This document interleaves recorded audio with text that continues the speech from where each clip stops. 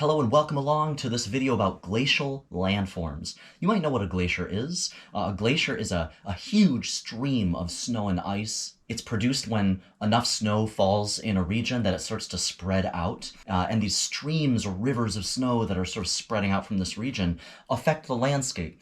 They're pushing and shoving and they're melting. There's meltwater coming off. There's all kinds of things going on when a glacier affects a landscape. And so what we'll see in this video is a variety of different landforms, learn to identify them based on their appearance, and also talk about the processes at work that create these landforms. To demonstrate how glaciers affect the landscape and create these landforms, I thought I'd do something a little different. I wanted to actually take real ice and real sediments to do this. So I've got a stream table here that I've modified for a glacier setup. There's just sand and maybe a little bit of gravel. And I'm going to take several slabs of ice that I've frozen and just kind of drop those on the landscape, move them around, let them melt, have them interact with landforms so that you can actually see this is how to identify what these landforms are. This is how these landforms are created by the actions of glaciers. And before we go any further, let's identify the goals of this video. After watching this video, you should be able to identify a variety of glacial landforms based on their appearance, and describe the conditions or processes required to create these landforms. So that is what we're going to do in this video.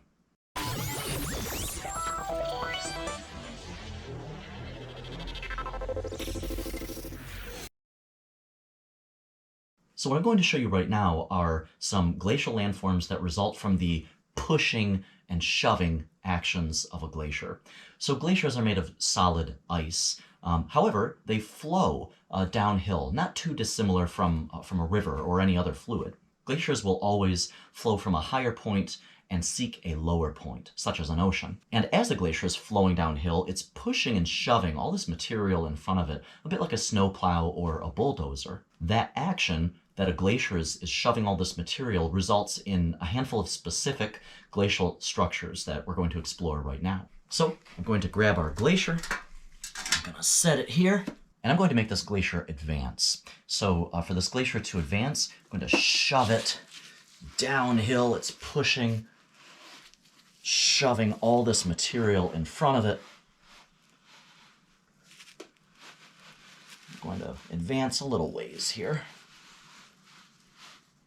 So this glacier has just advanced, and you can see it's shoved all this material up in front of it. Now, for the purposes of this demonstration, I'm using only sand so that it's easy to see these glacial landforms. However, out there in nature, where glaciers are actually flowing around, there's all kinds of sediments. There's large boulders and rocks, gravel, sand, clay, silt, all kinds of sediments that are pushed around and affected by these glaciers. So in reality, this little ridge of material that's been shoved up in front of this glacier is made of a mix of gravel, sand, clay. It's unsorted, unconsolidated, this churned up mix of sediments. That mix of sediments is called glacial till. And we find glacial till all over the place where glaciers have been at work. So I'm going to let this glacier melt away and retreat, and then we'll look at this structure that's left behind and we'll name it. And then I will initiate a number of other glaciation events. When I do that, we'll see a number of other structures begin to appear on this glacial landscape. So let me just go ahead and let this melt away and retreat, and we'll come back in a little bit.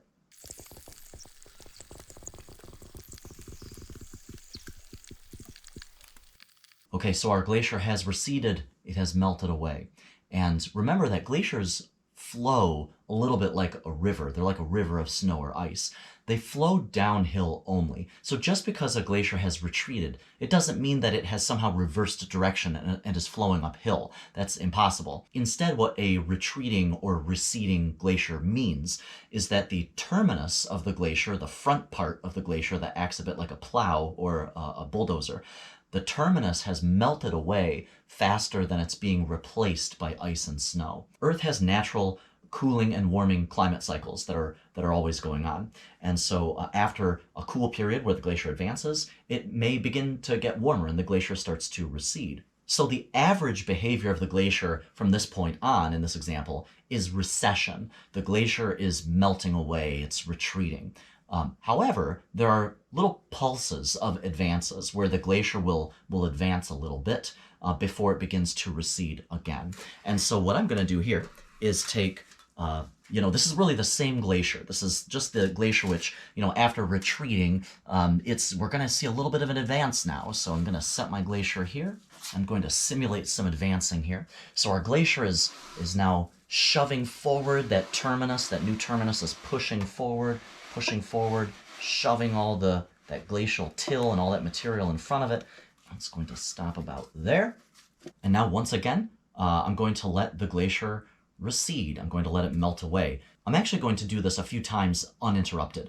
I'm going to initiate some cycles of advance followed by retreat. And so we'll look at what these new structures are called after I do a few cycles of advance followed by retreat.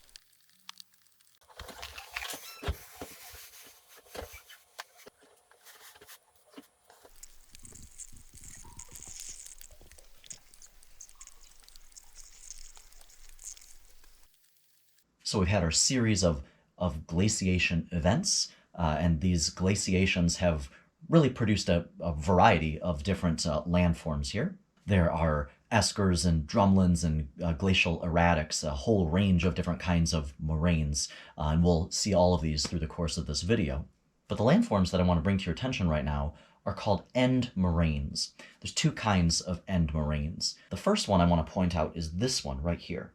So this ridge of material that was pushed forward by our first glaciation event is called a terminal moraine. The terminal moraine is made of glacial till that was pushed and shoved right here by the terminus of the glacier.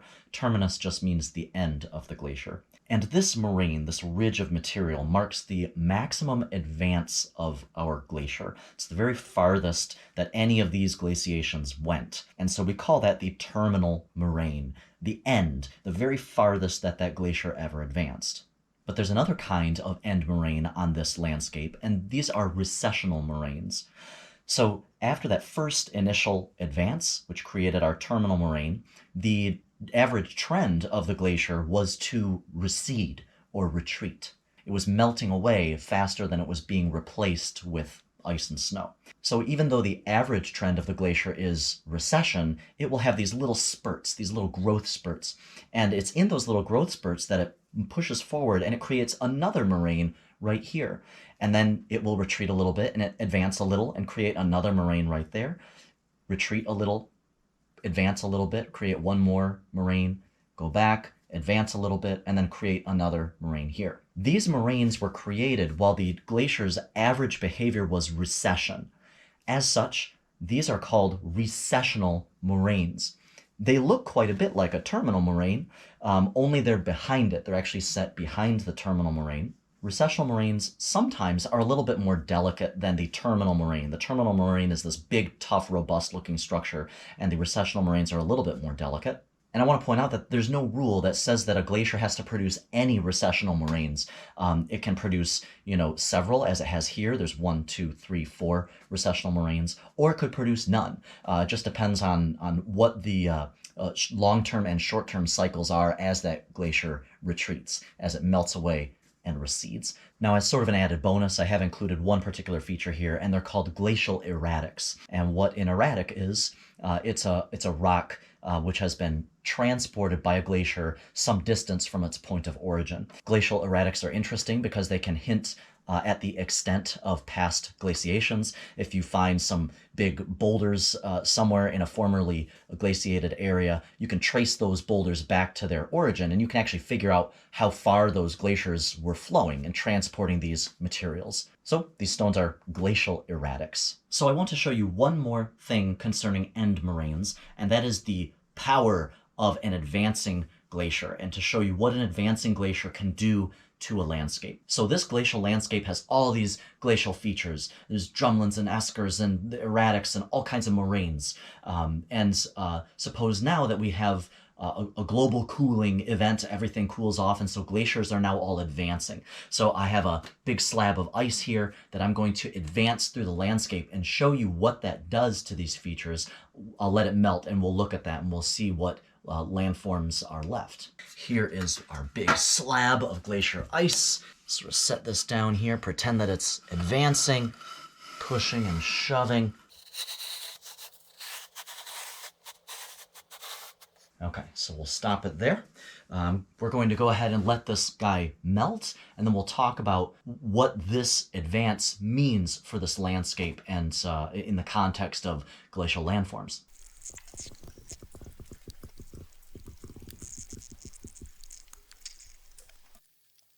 That glacier is out of there. It has melted away, it has receded completely, and as it advanced through this landscape, all of those previous structures that were there, the Moraines, the Drumlins, Eskers, all that stuff that was there, it just plowed them right under. It pretty much erased them from the landscape. We've got like a clean slate at this point. So that's an important thing to note about glacial maximums, is that as the glacier is advancing and that terminus is just plowing under all of those older landforms, they're gone. And so that means that we really can only study the glacial landforms from the most recent glacial maximum. In this particular case, this glacier left a great big terminal moraine, a brand new one, way up at the front here.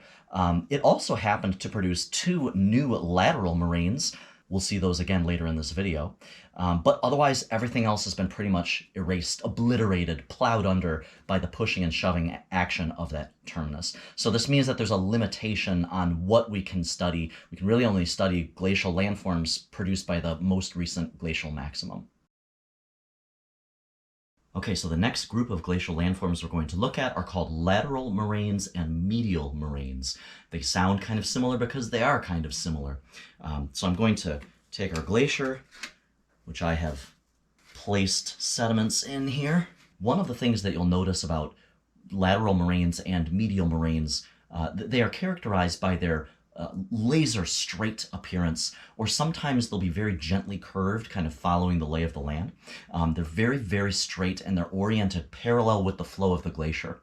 And so we'll let this melt, recede away, and see what these lateral and medial moraines look like. And I'll talk to you about how they form in glaciers.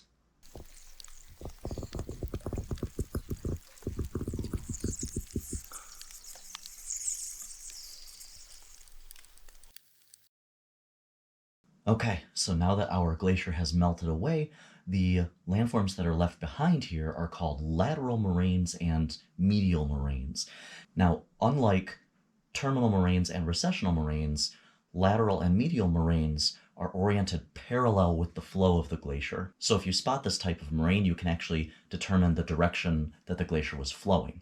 So one of the things that I find really interesting about this type of moraine is that every medial moraine was once a lateral moraine. So as a glacier is flowing down the glacial valley, it's rubbing against the edges. So it's generating a lot of friction.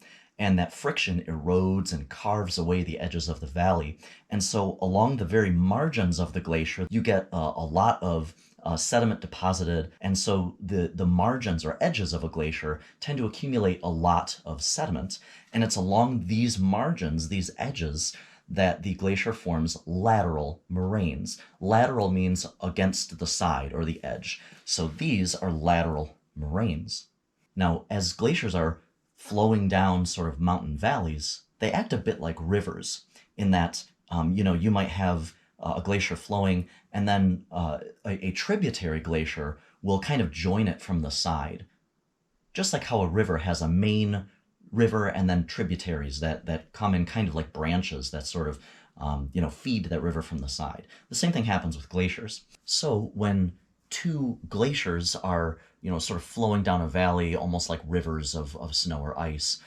Each of those glaciers has got lateral moraines as long as they're rubbing against the edges of the valley. And where those two glaciers meet up or join, those two lateral moraines join together. So these streams of debris that are being formed along the margins of the glacier come together and meet at the middle of a new glacier that's been formed by those two coming together. And that is what a medial moraine is. It's when two lateral moraines join together in the middle of a bigger glacier, and that's why every medial moraine was at one time a lateral moraine. You can kind of infer the relative age of the debris from where it's located in the glacier. So the lateral moraines, these streams of debris on the very edges of the glacier, are probably youngest or newest because they are currently eroding the edges of that glacial valley.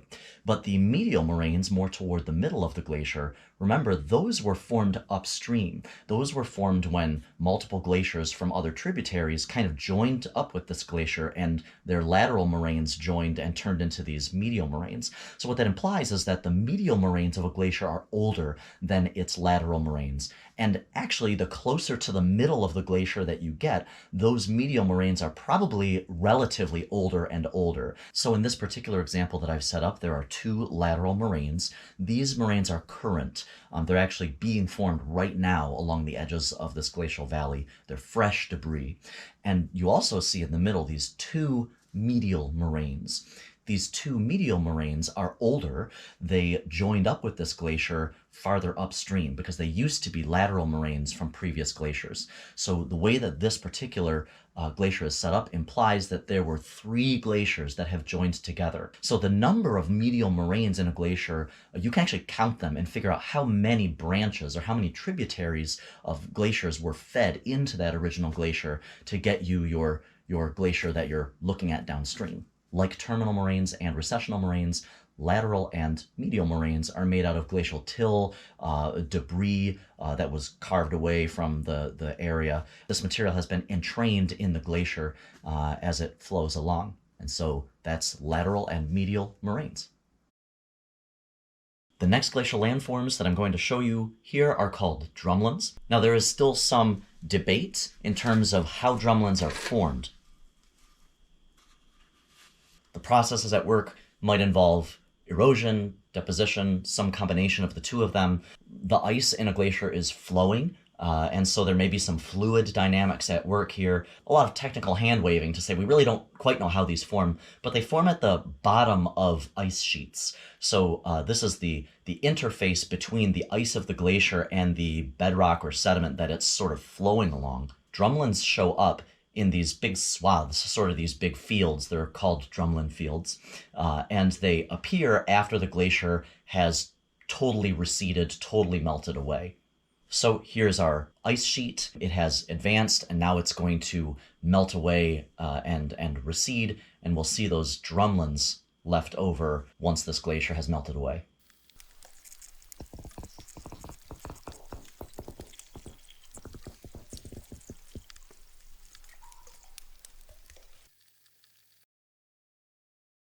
So our glacier has melted away, it has receded, and what is left behind are structures called drumlins. And in this case, it's actually left a large group of them. This is called a drumlin field. Very often you will find drumlins in groups of hundreds or thousands in a large region. And what distinguishes a drumlin from any old hill is that it's stretched out, it's sort of elongated. And when you have a drumlin field with large groups of drumlins together, they're sort of oriented all in the same direction. They're oriented in the same direction that the glacier was flowing.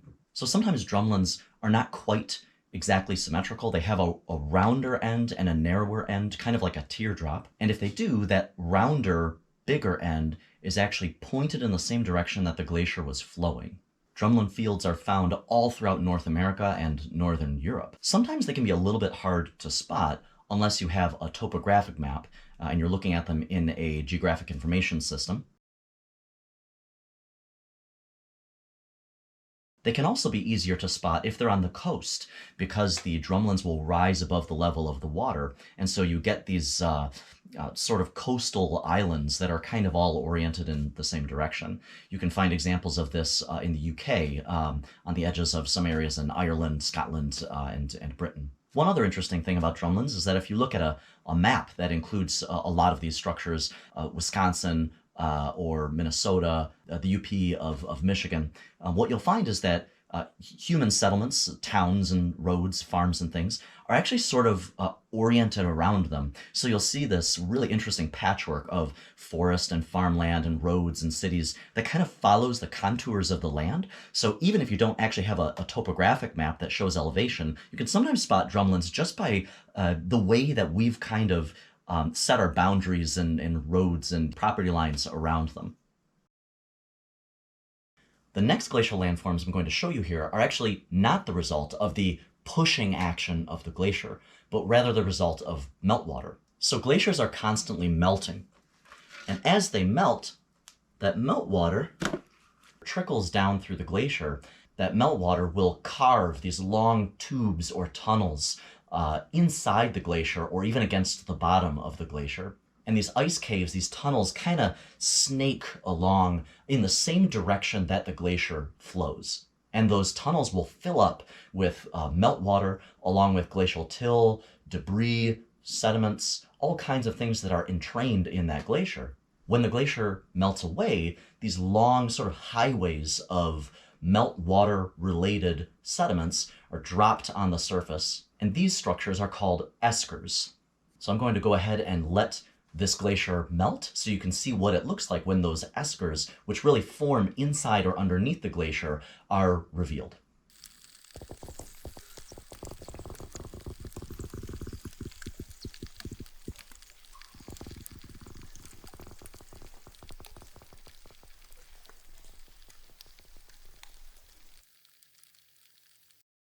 Okay, so now that the glacier has receded and melted away, we can see these eskers that are left behind. So one thing that might strike you right away is that eskers are sort of delicate. They're not robust or really durable looking structures. You might also notice that eskers are oriented in the same direction that the glacier was flowing. We could say that they're pointed parallel to the direction of flow. An esker might only be elevated by 1 or 2 meters above the surrounding sediments, and so they're actually kind of hard to spot, especially in landscapes that were glaciated tens of thousands of years ago. Now, the sediments that make up eskers might include sand, might include gravel or clay, but unlike till, which is a material that's churned up by the advance of the glacier, these sediments that make up eskers tend to be a little bit better sorted. And that's because eskers are formed by the action of flowing water rather than the pushing and shoving of glacier ice. And when we find sediments settling in water, often we find them becoming sorted. That just means that the fine sediments end up next to other fine sediments, and the coarser sediments end up with other coarse sediments. You're more likely to see that the sediments in eskers are a bit better sorted than what you would find in something like a moraine. If you go onto a graphic imaging system and you find eskers, they look a bit like this. Again, you can see that they're quite delicate, they're almost this sort of feathery shape, and they're oriented in the same direction that the glacier was flowing. So some glacial landforms are formed by the action of the glacier pushing and shoving, like a bulldozer or a snowplow shoves and pushes all this material in front of it. But there are other landforms that are formed by the glacier melting. There's constantly meltwater running off of glaciers. And so in this little bit, what I'd like to show you is really what kinds of landforms result just from the action of running meltwater as it's flowing off of that glacier. So we'll look at a couple of those right now. So what I'm going to do is just stack up some glacial ice here. There's a big chunk of ice simulating our glacier. I'm really stacking up a lot of ice here to produce a big source of meltwater. So as this glacier is melting, we'll kind of look and see what kind of landforms result from the running off of that meltwater.